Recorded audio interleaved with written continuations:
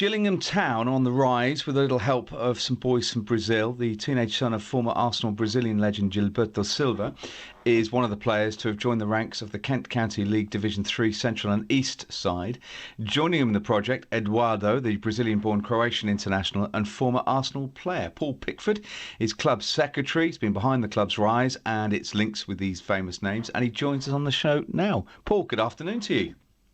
Good afternoon. Apologise for the poor joke about Judas Priestfield, but it's an old one. It's an old one we've used before on BBC Radio London.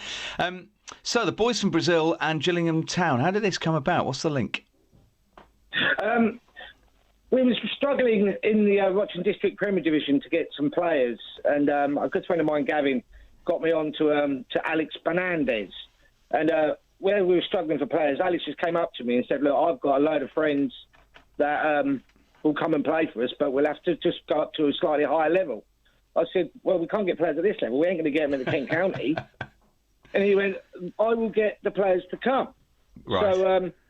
So we got through that season, and then we entered the Kent County League through our history of how well we've done over the years in the Watching District. So then Alex, one by one, started bringing the players in. And then through pre-season, he said, oh, here's my friend here, Gilberto Silva. And I just looked at him and thought, Gilberto Silva? He went, yeah, Gilberto Silva's son.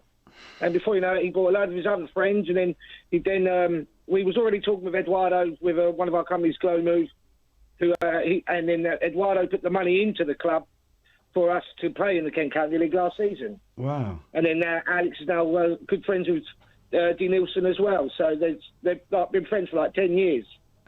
And they, I mean, what do they make of, what does the likes of Eduardo make of where you are and your sort of ambitions and what you're hoping to achieve? But also, you know, what goes on at this level of football that you're playing at?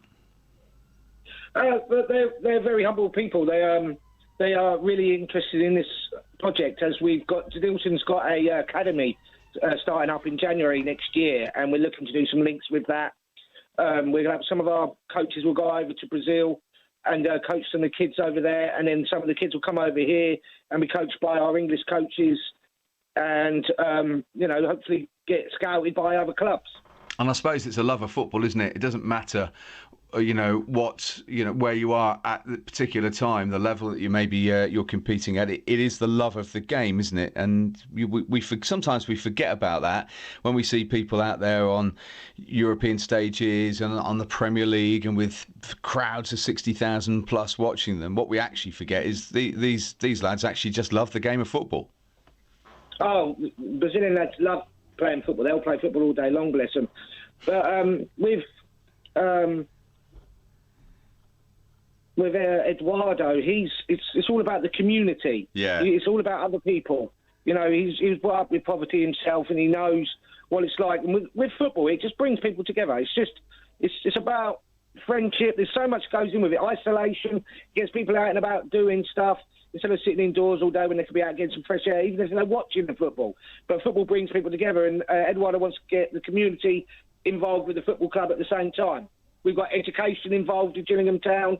We've got loads of stuff in the background in the projects. We've got a lot of people contacting us for interviews and all sorts. We're looking to do a 6-part pilot documentary on Gillingham Town of how it all started and where we are now. We've got a Sunday team as well for the lads to go out and enjoy themselves on a Sunday. Fantastic. We've got a fantastic sponsor in Connect 4 who would like to thank for they put some money into the club already to get us ready for the season ahead.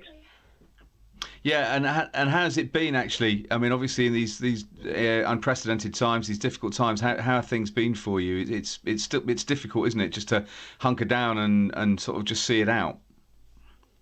Well, we've managed to get a business club up and running as well through the pandemic. It's given us some time to knuckle down and get the business club up and running. We can still talk to players. You know, you can still FaceTime players to see how they're doing. You know, to try and make them feel that they're still part of the club, even though we can't play football at the moment. But just reassuring people to make sure they're all okay, because obviously with mental health and all that at the moment, it's just making sure people are okay. And do the fans sort of chant, it's just like watching Brazil when they're watching? We don't get a great deal of people at the moment, so hopefully with this the publicity, people will realise where we are, because we're based in the Sittingbourne, and there's a community around the ground. We're hoping to come to watch us play and enjoy watching the Brazilian flair up front with English defenders and central midfielders. Let the Brazilians run right up front. That's the aim, is it really? And just just to have With that the sort of skill. attack. You need the steel at the back to win the ball and get the ball, and then let the creative players paint their pictures of footballing joy. Yeah. Yeah, especially Gilberto Silva with his skills and his finishing abilities. Really? He was our top goal scorer last season, Gilberto Silva, and scored some crackers. And does his dad pop down to watch? I'm sure his dad's interested, because obviously when he gets home he will talk to his dad about it. But Gilberto's brother's been down to see us play.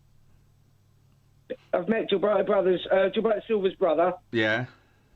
Yeah, he's came down and watched. He's a very, very humble man. He's very funny. And what's your ambitions there, Paul? I mean, what would you aim for if you can galvanise the community, get some support building up, build on your business plan that you've got as well, and try and utilise some of the footballing connections that you've got. What would you like to achieve with Gillingham Town? To push the club, even if Eduardo said to push the club as far forward as possible. The ground we're at the moment can get us most probably up to the Ishman's League. Right. Because we have our own stadium, Central Park Stadium, next to the dog track. You've got the dog track, and then just around to the left is our stadium, Central Park, and it's a really nice place to be around. You can feel it's just nice to be there. And Bredhurst, who we work closely by, also at the ground.